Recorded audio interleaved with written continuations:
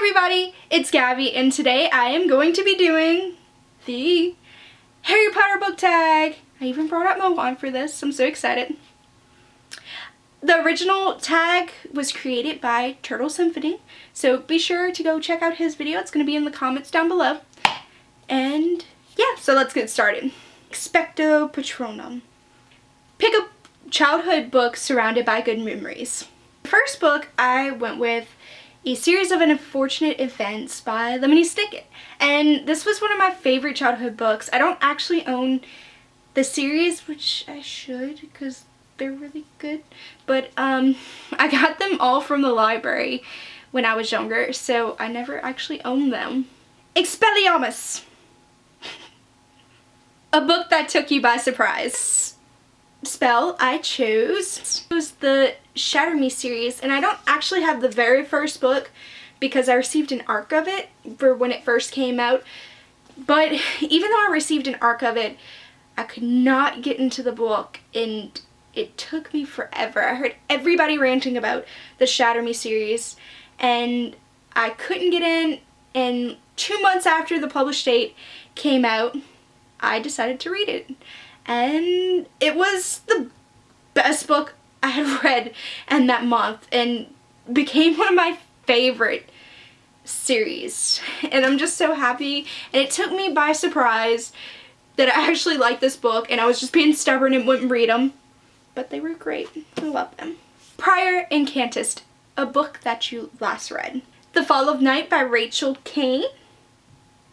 And this is the 13th, 14th I lose track in the Morganville Vampire series. And this is actually one of my other favorite series.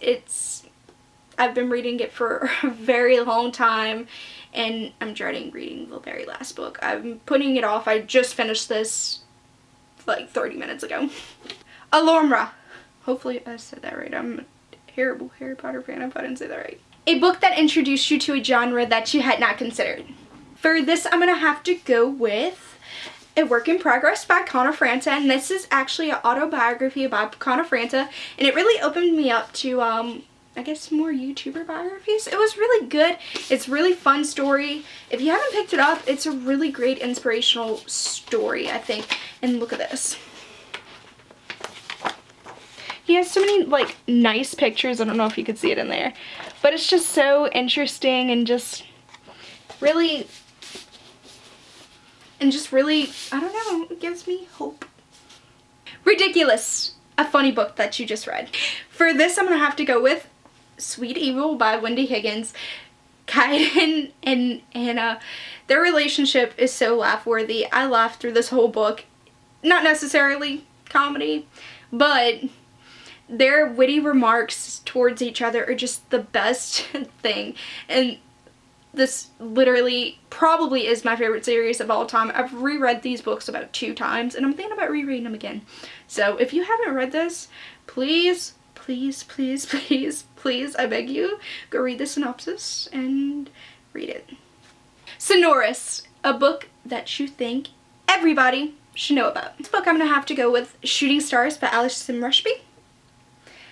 You guys, this is literally such a cute story, and nobody really knows about it. This book came out in 2014, I think, and it hasn't gotten really any recognition, and it's so cute.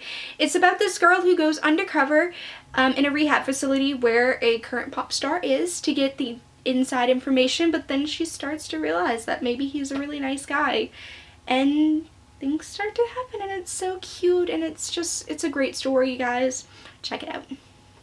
Obliviate, a book or spoiler that you wish you wouldn't have read. Okay, so I really don't want to offend anybody, but it's not about the book that I particularly don't like. It's more about one of my friends spoiled this book for me, and this is the closest I've ever gotten to like being spoiled on a book. But it's Catching Fire by Susan Collins. My friend spoiled it when I was on page 10. I was very disappointed and not happy, and just a very sad reader that day. Crucio, a book that was painful to read. This book just didn't work for me. It had so many things wrong with it. The writing, I just couldn't connect with it. And it's Tumble and Fall by Alexander Avada Kedavra. Oh, I think I butchered that.